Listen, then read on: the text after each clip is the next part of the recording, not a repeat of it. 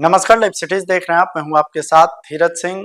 महागठबंधन में आपसी खींचतान और मनमुटाव को कम करने के लिए अब महागठबंधन के नेताओं की ओर से कवायद शुरू कर दी गई है। बता दें कि राजस्थान के पूर्व मुख्यमंत्री और बिहार विधानसभा चुनाव के लिए कांग्रेस की ओर से बनाए गए पर्यवेक्षक अशोक गहलोत कल पटना दौरे पर रहेंगे और कहा जा रहा है कि पटना में उनकी मुलाकात लालू यादव और तेजस्वी यादव से हो सकती है, जिसके बाद जो महागठबंधन में आपसी खींचतान है, आपसी जो मनमुटाव है, उसको दूर करने की कवायद की जाएगी। सब कुछ ठीक रहा तो यह भी खबर है कि 23 अक्टूबर को पटना में महागठबंधन के नेताओं की प्रेस कॉन्फ्रेंस होगी और जो अलग अलग सीटों पर जो फ्रेंडली फाइट की नौबत है, उसमें से कुछ सीटों पर नामांकन वापस भी किए जा सकते हैं। बता दें कि अशोक गहलोत को ये जिम्मेदारी दी गई है कि महागठबंधन के नेताओं के साथ वो आपसी सामंजस्य बैठाएं, आपस में उनसे बातचीत करें और जो कुछ भी दुविधाएं हैं, जो कुछ भी दिक्कतें आ रही है गठबंधन के अंदर, उनको दूर करने की कोशिश की जाए। अब देखना होगा कि कल जब पटना दौरे पर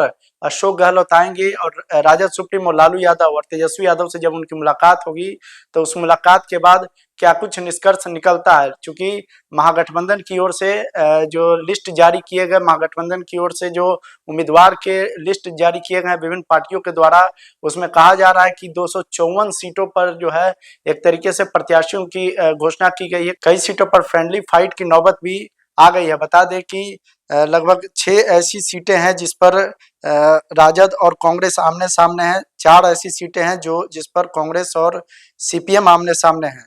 2 सीटों पर राजद और वीआईपी आमने सामने हैं। एक और सीट है बेलदौर, यह सीट कांग्रेस के खाते में है और कांग्रेस ने मिथिलेश कुमार निषाद को यहां से अपना उम्मीदवार बनाया है, जबकि राजद ने बेलदौर सीट पर आईपी गुप्ता की पार्टी आईआईपी को यह सीट दी है। यहां भी टकराव की नौबत बनती दिख रही है। 20 अक्टूबर यानी दीपावली के दिन बिहार विधानसभा चुनाव के नामांकन का आखिरी दिन था। इससे ठीक पहले महागठबंधन के सहयोगी दल राजद, कांग्रेस, भाकपा और विकासशील इंसान पार्टी ने सीटों को लेकर संशय की स्थिति बनाकर रखी थी, लेकिन 20 तारीख को दलों की सूची जब सामने आई, तब यह स्पष्ट हुआ कि राजद ने 143 उम्मीदवारों की सूची जारी की, कांग्रेस ने 61, वीआईपी को बंटवारे में 9 सीट मिली थी। इसके बावजूद भी वो 15 सीटों पर अपने कैंडिडेट उतारे, जबकि वाम दलों को कुल 30 सीटें मिली हैं। आधिकारिक सूची के अलावा भी महागठबंधन के सहयोगियों ने मैदान में उम्मीदवार उतारे हैं। वीआईपी को 9 सीटें मिली, परंतु उसने 15 उम्मीदवारों के भी नाम जारी किए। इसी प्रकार सीपीआई को 6 सीटें ही मिली, परंतु 9 उम्मीदवारों को मैदान में उतार दिया।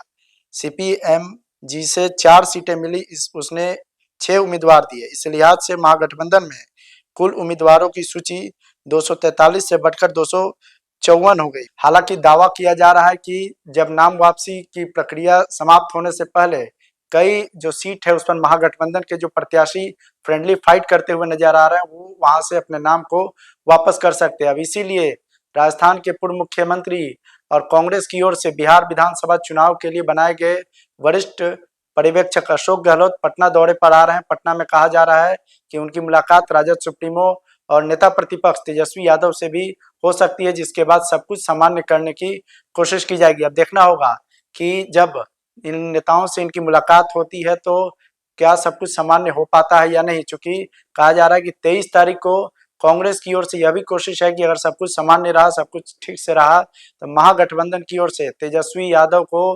महागठबंधन का सीएम फेस भी घोषित किया जा सकता है। अब देखना होगा कि इस मीटिंग के बाद क्या कुछ निष्कर्ष निकल कर आता है। पटना से लाइव सिटीज के लिए मैं धीरज सिंह।